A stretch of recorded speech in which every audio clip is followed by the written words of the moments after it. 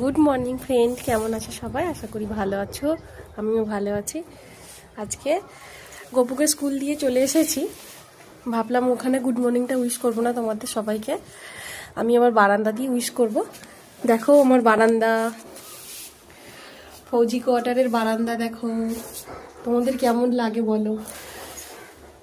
আমি আমার আর সত্য নিজের হাতে লাগানো এগুলো। এই দেখো সবই নিজের হাতে লাগানো, এইটা আমার খুব পছন্দের। এই একটা চুলের মতো,